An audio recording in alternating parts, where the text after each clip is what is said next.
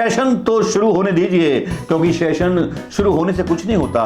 पहले सरकार को अपना बहुमत तो साबित करने दीजिए, पहले लोकसभा स्पीकर तो चुने जाने दीजिए। लेकिन मैं आपको बता दूं कि लोकसभा स्पीकर के लिए समाजवादी पार्टी की तरफ से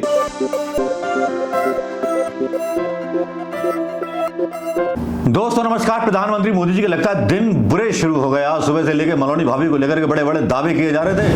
मलोनी बड़ी चिपक कर जो थी मिल रही थी सुनक से, और प्रधानमंत्री मोदी जी को टपका दिया नमस्ते से। चलिए आगे का वीडियो शुरू करते हैं। प्रधानमंत्री मोदी जी के दिन शायद शुरू हो गए हैं। एक बयान आता है सुबह सुबह मल्लिकार्जुन खड़गे का, जिसमें बोलते हैं, क्या बोलते हैं सुन लीजिए। देखो, एनडीए गवर्नमेंट गलती से बनी हुई है। मोदी जी को एक तो मैंडेट नहीं है और माइनॉरिटी गवर्नमेंट है। ये गवर्नमेंट कभी भी गिर सकती है। अब देखेंगे, हम ये नहीं बोलेंगे कि अच्छा, हम तो ये कहेंगे अच्छा चलने दो, देश के लिए अच्छा होने दो, देश मजबूत बनाने के लिए हम सब लोग मिलके काम करना चाहिए। लेकिन हमारे प्राइम मिनिस्टर की आदत ये है कि जो चीज ठीक से चलती है उसको चलने नहीं देते। लेकिन हमारे तरफ से हम पूरा देश को मजबूत करने के लिए कोऑपरेट करेंगे। मल्लिकार्जुन खड़गे बोलते हैं कि भाई ये अल्पमत की सरकार है, कभी भी गिर सकती है। और कुछ दावे आते हैं सोशल मीडिया पर, ये बताया जाता है कि हम कभी भी गिरा सकते हैं मोदी जी की अल्पमत सरकार को। इसी बीच मतलब जो धान कल हमने बताई थी आपको कि 3 सांसद जो हैं बीजेपी के बंगाल में गायब हैं, और नीतीश कुमार भी थोड़े से उखड़े से नजर आ रहे हैं। अब लेकिन यहाँ जो है कैलकुलेशंस और सारी चीजें होने लगती हैं। जैसे कि आज यूपी की पॉलिटिक्स में हंगामा मच गया। राजभर का एक बयान आया। राजभर का क्या बयान आया, यहां सुनवाते हैं आपको। इस वक्त की एक बड़ी खबर, ओम प्रकाश राजभर ने हार का ठीकरा बीजेपी पर फोड़ दिया है। राजभर ने कहा है कि जनता ने मोदी योगी को नकार दिया है। यह बड़ी अपडेट हम आपको बता रहे हैं। मोदी योगी को जनता ने नकार दिया है। ओम प्रकाश राजभर ने हार का ठीकरा बीजेपी पर फोड़ा है। हमारी पार्टी ईमानदारी से जहां जो लड़ा उसको वोट दिया, और गठबंधन के तमाम पार्टियों के नेता गठबंधन धर्म निभाना नहीं जानते, ऐसा धर्म नहीं जानते। एक नेता का निर्देश हमारे हुआ, हम लोगों ने अक्षरशः उसका पालन किया और मोदी जी को नकार दिया, योगी जी को नकार दिया। ऐसे लोगों को भी हम दवाई करने जा रहे हैं। जो लोग भाषण तो बड़ा लच्छेदार मारते थे और गाड़ी में बैठ के अपने लोगों से कहते थे कि नहीं इधर नहीं उधर वोट देवे। आज भर ये बोलते हैं कि योगी और मोदी की जोड़ी जो थी उसका असर जो है खत्म हो गया। इसके मायने क्या निकाले जाए, क्या चल रहा है। और आज मैं आपको बता दूं कि मोहन भागवत गोरखपुर में ही रुके हुए हैं और मोदी जी को मतलब योगी जी को तलब किया है, उन्हें बुलाया गया है। क्या बात होगी क्या बात नहीं होगी। लेकिन इसी बीच चर्चा ये चल रही है कि जिस तरह से मोहन भागवत का बयान आया कि अहंकार नहीं करना चाहिए। दुनिया भर के आपने वीडियोस देख लिए होंगे दोस्तों, बहुत सारे यूट्यूबर्स ने भी डाल दिए होंगे सोशल मीडिया पर, आप भी फेसबुक वगैरह पर हैं, सबने देख लिया होगा जिसके पास इंटरनेट है। लेकिन इसका आकलन 2 तरीके से किया जा रहा है। एक ये बोला जा रहा है कि ये मोहन भागवत कहाँ छुपे हुए थे मणिपुर हिंसा पर, तब इनका बयान नहीं आया। क्या मोहन भागवत को एक गिनी पिग चाहिए मोदी के रूप में, अमित शाह चाहिए गिनी पिग के रूप में, जिसकी बलि चढ़ा देना चाहते हैं, क्योंकि इनको पता है कि सरकार जाने वाली है और दूसरी सरकार बदलेगी तो कई संघ के नेता जेल चले जाएंगे। क्या ऐसा है वाकई में, या कुछ इसके उलट कुछ और है जिसको शायद हम नहीं देख पा रहे। चलिए विवेचना करते हैं इसी बात की, और इसी बात को लेकर के आज का वीडियो है मेरा।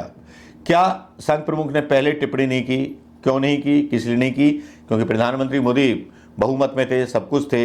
लेकिन यहाँ मोहन भागवत को जब संघ में हो रही उनके खिलाफ साजिश के बारे में पता चला कि जिस तरह से उन्होंने संघ के लोगों को सीएम बनाना शुरू किया अपने पक्ष के, एक पैरेलल सरकार प्रधानमंत्री मोदी ने शुरू कर दी थी, संघ में बनाने की कवायद शुरू कर दी थी, संघ के कई लोगों पर कब्जा कर लिया था।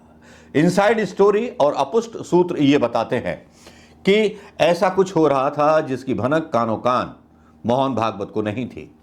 लेकिन जब पेज ढीले पड़े, मोदी अल्पमत में आए, तो फिर कुछ आवाजें पुराने संघ के लोगों के कानों में गईं। फिर मोहन भागवत ने अपने गीता ज्ञान का पिटारा खोल दिया सोशल मीडिया पर, जो वायरल होने लगा। और उसके बाद इंद्रेश जी का बयान आया। गोदी मीडिया बता रहा है कि वो बयान जो है उनका अपना है, संघ का बयान नहीं है, क्योंकि इंद्रेश जी बोलते हैं, जो बोलते हैं उसमें कहा गया है, उन्होंने कहा है साफ साफ कि अपने कुकर्मों की वजह से, अपने अहंकार की वजह से हारी भारतीय जनता पार्टी 241 पर रुक गई। और बहुत सारी चीज़ें जो है मिक्स विक्स की जाती हैं, लेकिन क्या वाकई में जो कि दावा किया है मल्लिकार्जुन खड़गे ने, जो कि मैंने शुरू में डाला और यहाँ संघ का मैंने आपको एक शॉर्ट में जो था एक आकलन दिया, क्या वाकई में मोदी सरकार गिर जाएगी? अल्पमत में है ममता बनर्जी और नीतीश कुमार, और महाराष्ट्र में कुछ चल रहा है ऐसा कि एकनाथ शिंदे वाली सेना के साथ एमपी भी साथ दे सकते हैं इंडिया गठबंधन का। इधर बातें बहुत अलग अलग चल रही हैं, लेकिन इनको समझने के लिए भी बातों का भूत दिमाग से निकाल देना जरूरी है, क्योंकि राजनीति में कोई भी स्थायी दुश्मनी और स्थायी मित्रता नहीं होती। वो अलग बात है कि उद्धव ठाकरे गुट अब एकनाथ शिंदे को वापिस लेगा नहीं, ना इनको इंडिया का अलायंस बनाया जा सकता है। खैर, एकनाथ शिंदे तो कहीं के नहीं रहे। हाँ, इसी बीच एकनाथ शिंदे के कई जीते हुए सांसदों पर, जो 48 वोटों से जीते हैं, उन पर सुप्रीम कोर्ट बहुत जल्दी कार्रवाई करने वाला है। उत्तर प्रदेश से अखिलेश यादव ने भी कई सीटों पर सुप्रीम कोर्ट पर याचिका डालने का मन बना लिया है, क्योंकि ईवीएम की धांधलियां और चुनाव आयोग की धांधलियां भी काफी कुछ निकल करके कहानियां कह रही हैं। लेकिन यहां उत्तर प्रदेश में आज का घटनाक्रम और कुछ कह रहा है। राजभर अलग दावे कर रहे हैं, कुछ मीडिया चैनल अलग दावे कर रहे हैं। क्या क्या दावे कर रहे हैं, चलिए देख लीजिए ये तस्वीर। जब आपके पास आते हुए, क्योंकि देखिए बीजेपी की हालांकि ये पहले से स्ट्रेटेजी रही है कि एक चुनाव से जैसे ही वो उतरते हैं, अगले चुनाव में अगले राज्यों में छलांग लगा देते हैं। और देखिए हार जीते हैं, लेकिन हार की समीक्षा अभी से उत्तर प्रदेश में भी, महाराष्ट्र में भी, जहां 2 जगहों पर 2 बड़े झटके मिले बीजेपी को।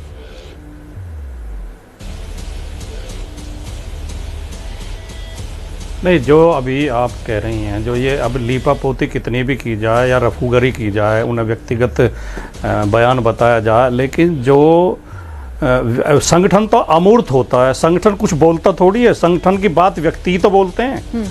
और जब इंद्रेश कुमार जी इतने महत्वपूर्ण व्यक्ति हैं संघ के, तो जो वो कह रहे हैं वो संघ के विचार हैं। दूसरी बात, इंद्रेश जी को आप व्यक्तिगत विचार कह के अलग कर भी दें, तो जो मोहन भागवत जी ने कहा, जो रतन शारदा जी ने लेख लिखा है ऑर्गेनाइजर में, 2-3 लेख उन्होंने लिखे हैं, वो तमाम बातें भी मिलती जुलती हैं, यही बात है। और जो मोहन भागवत जी ने, रतन शारदा जी ने और इंद्रेश कुमार जी ने कहा है, वो उन्होंने पहली बार नहीं कहा। फर्क केवल इतना है कि विपक्ष और देश की जनता पहले से ये बात कह रही थी, उन्होंने अब कहा है, रियलाइज किया जब रिजल्ट आ गए हैं। हम लोग तो लगातार कह रहे हैं कि हमारे देश के जो प्रधानमंत्री हैं वो बहुत अहंकारी हैं, तानाशाह किस्म के हैं, व्यक्तिगत निर्णय थोपते हैं, बिना सलाह मशवरे के निर्णय लेते हैं, बिना वित्त मंत्री से सलाह किए नोटबंदी कर देते हैं, बिना रक्षा मंत्री से सलाह किए अग्निवीर योजना ले आते हैं, बिना कृषि मंत्री से सलाह किए कृषि कानून ले आते हैं। ये तो समस्याएं सारी चुनाव का मुख्य मुद्दा थी, जिन्हें अब संघ भी कह रहा है और उनके दूसरे लोग भी कह रहे हैं। दूसरी बात, सवाल यहीं तक नहीं रुक जाती, समस्या बहुत गंभीर है। पूरी बीजेपी, पूरा संघ, पूरे इनके सहयोगी संगठन 2 खेमों में बट गए हैं। उत्तर प्रदेश में मुख्यमंत्री योगी आदित्यनाथ जी समीक्षा के लिए मीटिंग बुलाते हैं, तो दोनों उप मुख्यमंत्री उसमें शामिल नहीं होते। इनकी मुजफ्फरनगर में जो इनके प्रत्याशी हारे हैं, संजीव बालियान, वो अपनी ही पार्टी के एक पूर्व विधायक संगीत सोम पर आरोप लगाते हैं कि ये जयचंद हैं, ये गद्दार हैं। और संगीत सोम उनके ऊपर आरोप लगा रहे हैं कि इन्होंने घपले घोटाले किए, इन्होंने विदेश में संपत्ति अर्जित की है, वहाँ जाके ज़मीनें खरीदी हैं ऑस्ट्रेलिया में और पता नहीं कहाँ। तो भारतीय जनता पार्टी में जूतम पैजार नीचे से लेके बूथ लेवल से लेके ऊपर तक है। और कुछ नेता ने बोलना शुरू कर दिया, संकेत दे दिए हैं, कुछ अभी मौन है, वो भी बोलेंगे। तो ये जो भारतीय जनता पार्टी बेशक खींचतान के इनकी सहयोगियों के सहयोग से, 2 साथियों के सहयोग से, नीतीश कुमार और चंद्रबाबू नायडू के सहयोग से सरकार बन गई, लेकिन चुनाव में तो इनकी हार हुई है, 240 पे आ गए, 300। ठीक है, लेकिन सर सरकार बन गई है, क्योंकि एनडीए के जितने सहयोगी हैं वो अभी भी साथ हैं और उन्हीं के सहयोग से सरकार बनी है। ठीक है सर, आप सभी मेरे साथ बने रहिए, इस चर्चा को हम आगे बढ़ाएंगे, सभी मेहमानों का भी रुख करेंगे। एक छोटे से ब्रेक के लिए यहाँ पर रुकना होगा, फौरन लौटते हैं, आप बने रहिए एबीपी न्यूज के साथ। ये तस्वीर, ये आंकलन देख लिए होंगे, फिर आप मुझे बताइए, ट्वीट करके बताइए या कथन मतलब कमेंट करके बताइए, और बताइए कि ये जो खबरों का पुलिंदा जो मैं लेके आया हूं एक कहानी के रूप में, कितना आपको पसंद आया, कितना आपको पसंद नहीं आया। क्या ये वाकई में सच माना जाए कि मोहन भागवत और बीजेपी के बीच जंग छिड़ी हुई है, या अगले पीएम हो सकते हैं योगी? चल क्या रहा है? क्यों मुलाकात करेंगे योगी आदित्यनाथ? क्या कोई अलग प्लान है संघ का, कुछ ना कुछ तो पर्देदारी है जिसका खुलना अभी बाकी है।